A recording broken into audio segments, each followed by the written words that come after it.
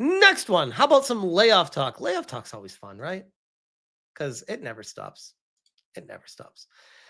Playtonic confirms layoffs. The landscape is shifting, and with it, so must we.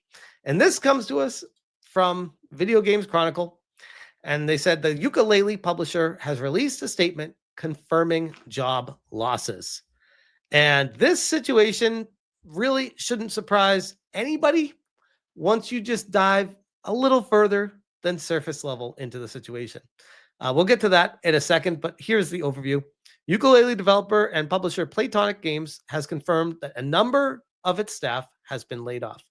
Numerous Playtonic staff have been posting on social media over the past week that they lost their jobs, making it increasingly likely that these weren't individual cases and that Playtonic had conducted a round of layoffs. Wait, you guys literally said they released a statement. What the hell?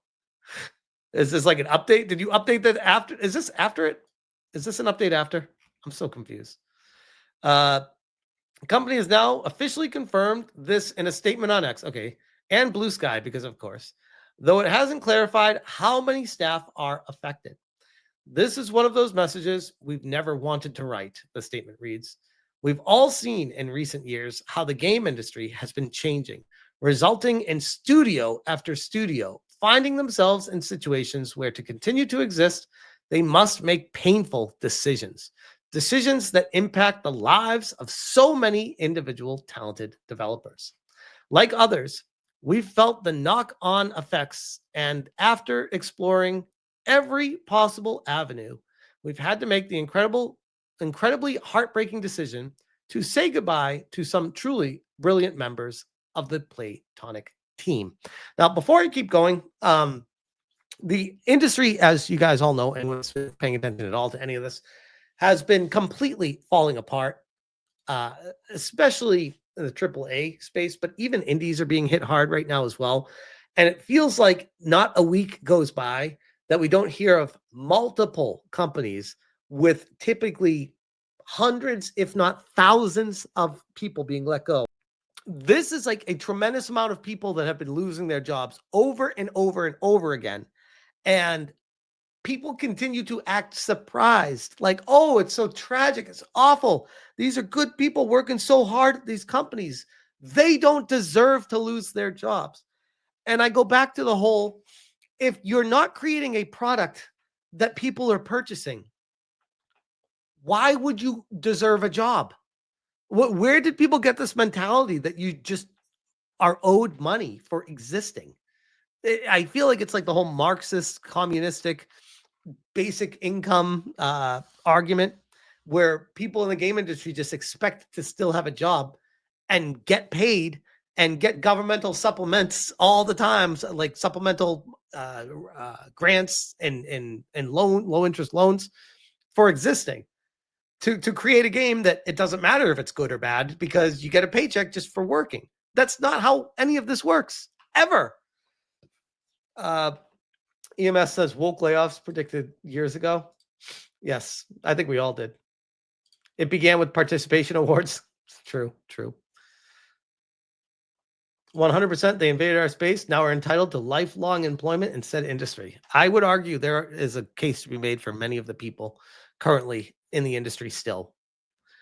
This isn't a reflection of anyone's talent or dedication. The people leaving have poured so much heart, creativity, and care into everything we do. Well, wait, they've helped shape our studio, our games, our culture, and we're incredibly proud of what we've built together. So if you had to make the decision to say goodbye to some truly brilliant members, and it's not a reflection of talent or dedication, why or how did you make the decision to let people go? Like, genuinely, if it's not a talent thing, this is a real question. What was the deciding factor?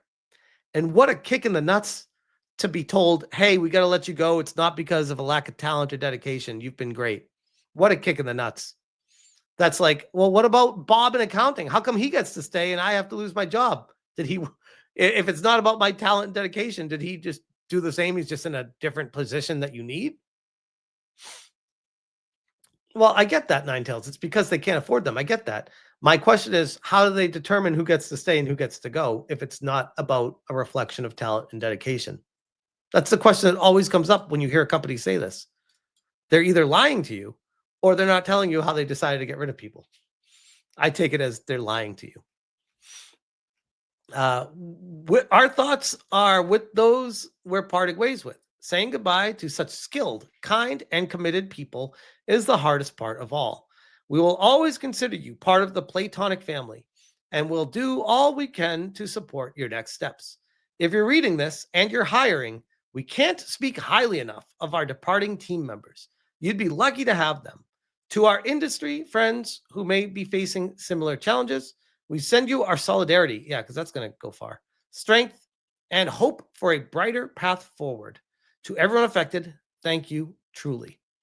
Playtonic launched a publishing label in 2021 called Playtonic Friends, and later that year, a minority stake in the company was acquired by Tencent. Because of course it was. While Playtonic Games itself has only developed 2 games to date. What the fuck were they doing for the last 6 years? 2017's Yooka-Laylee and 2019 sequel Yooka-Laylee The Impossible Layer with remaster of Yooka-Laylee, which, what? Set for release later this year. It has published 10 indie games. Publishing is different.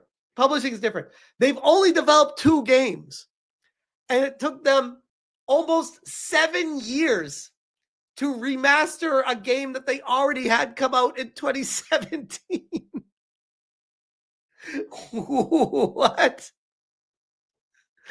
Like, a genuine question when I read this.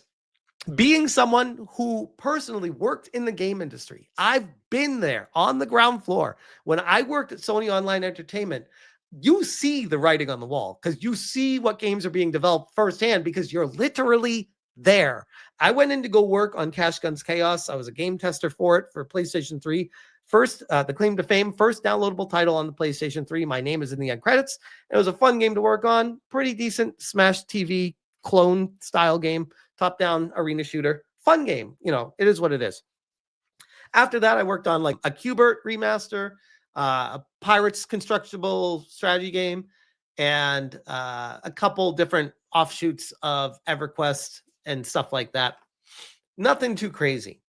And then from there, I saw that there weren't any other games that they had coming down the pipe. And they were starting to lay off some of the QA team and trying to find places for other people on the team at the company because they had no other games they were working on at the time. So I got shifted over to another team that was finishing up an EverQuest shoot-off that was kind of like a Gauntlet legacy game. And then after that, I talked to my boss, and they were like, hey, do you want to be a game master here? Because we actually have an open position over there. I was like, sure. If it guarantees me a job to stay here, I would love to because I want to continue working in the game industry. I love this company. It's awesome. And I don't see myself having a job here anymore if I stay in QA. So I jumped over to the Game Master team and worked on EverQuest Online Adventures for PlayStation 2. Had a great time being a Game Master for that game. It was amazing. And after I did that, like the following week, they laid off the rest of the team. Everyone was gone. It was like 16 people, all gone, all in the snap of a finger. And thankfully, I jumped over to the Game Master, but I was on the ground floor and I saw that they weren't working on new games.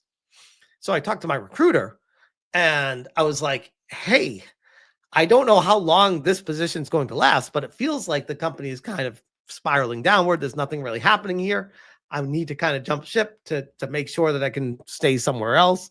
And they're like, no, we don't really have any openings anywhere else, but do you want to be a recruiter? And I was like, yeah, that would be cool. So I actually ended up becoming a recruiter for the game company. It was a temp agency. And I would be the person that would like interview game testers on the entire West Coast and game masters and developers and artists and stuff like that. Like I would be the liaison between the companies. And it was amazing. But I also, when I jumped over to becoming the recruiter, I saw Sony Online do massive layoff after massive layoff, and then sell off to I think it was a Chinese company. I can't remember exactly. It was a division of Sony that sold off, and then they sold off to someone else. And then they just got rid of Sony Online Entertainment completely, and it completely died. And I'm like, yeah, I saw that happening because I was there on the ground floor. Whoa. The reason why I bring that entire story up is, what the hell were these people doing for 7 to 8 years after their games came out? You can't tell. Yeah, Daybreak. That was it. Thank you. Daybreak Games. Appreciate it. I totally forgot the name of it. What the hell were these people doing for 7 to 8 years? Like, of course you're going to have to do layoffs. It's crazy to me. It's almost like there was a game that they were working on that never got announced, and it fell through and it never happened. I would venture to guess that's the explanation to this. Because when you go to Steam and you look at the charts, you see the original Yooka-Laylee. Well, 20 people right now when I had this up earlier tonight, but let's see, refresh. 18 people right now. Still pretty good. 6,500 people 8 years ago. Then their sequel came out. And yikes. 4 people now, 8 24-hour peak, 265 concurrent total all time. That's quite the drop off. So yeah, working at this company must have been depressing as anything. And I could only imagine what the vibe must have been like for the past 3 years there or more. It's almost like they were probably just going in, picking up a paycheck, playing ping pong all day. And I'm not even exaggerating when I say that, because that can happen at a game company. So yeah, yikes. But I'll leave that one there.